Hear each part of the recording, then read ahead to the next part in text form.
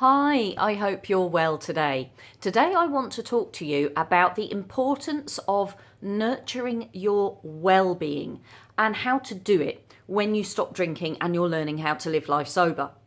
Now, this is a really important thing to do because when you're looking after your well-being, you're feeling well, you're looking after yourself, you're kind of boosting your own self-respect, your self-esteem, your self-confidence. You're firing on all cylinders. You're functioning well in the world. You have a healthy relationship with yourself.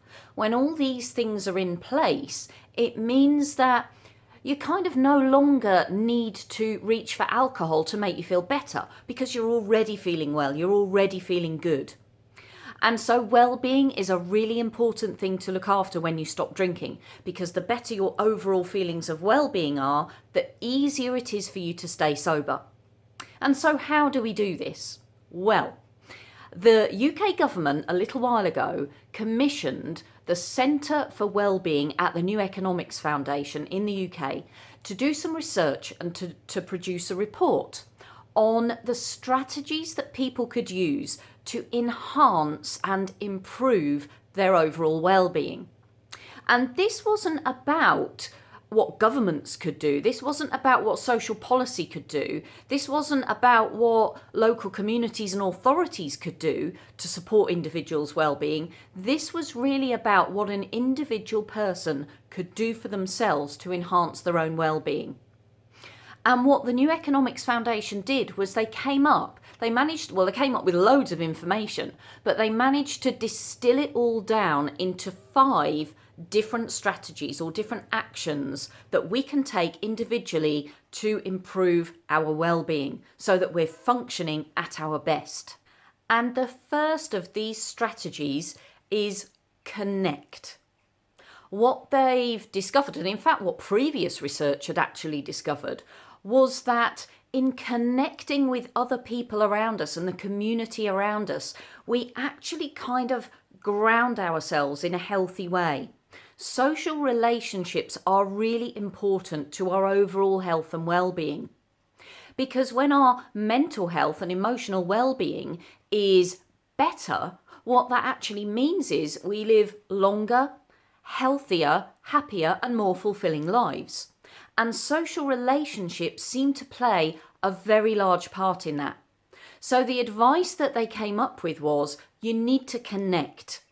And there were 2 different ways that they described connecting. The first way was the kind of more deep, close and meaningful relationships that we might have with family and close friendships.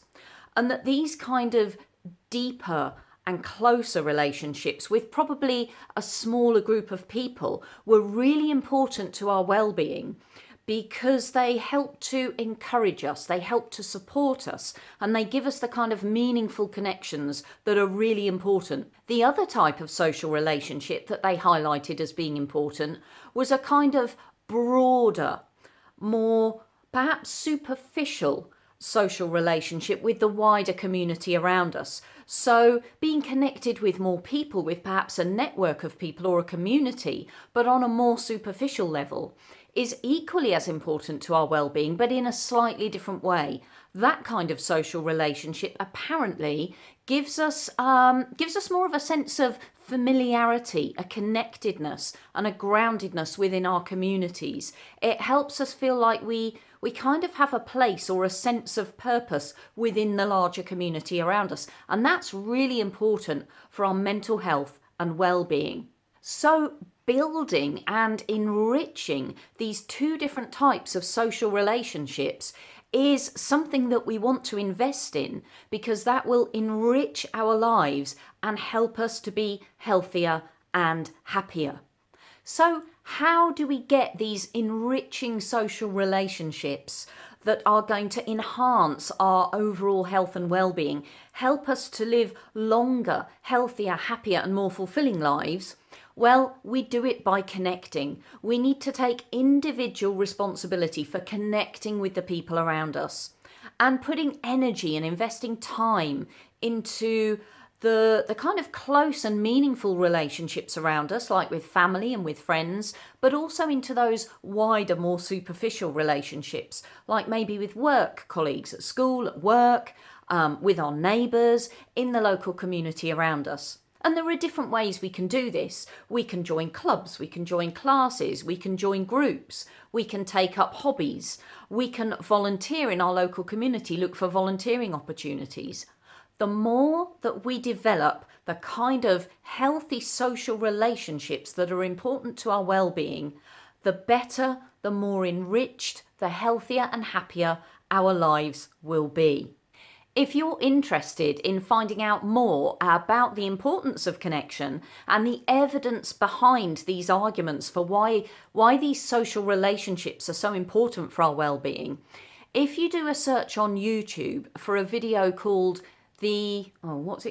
Connection is the Opposite of Addiction, you'll see a few videos come up, and you want to scroll down to, I think it's about the third or fourth one in the list, that's actually an animation, and it's titled Connection is the Opposite of Addiction, and it's the animated one. Well, the animated one is the one I prefer because it explains it all so neatly and succinctly.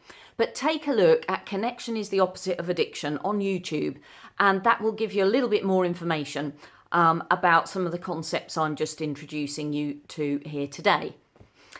Do let me know what you think. You can put your comments below.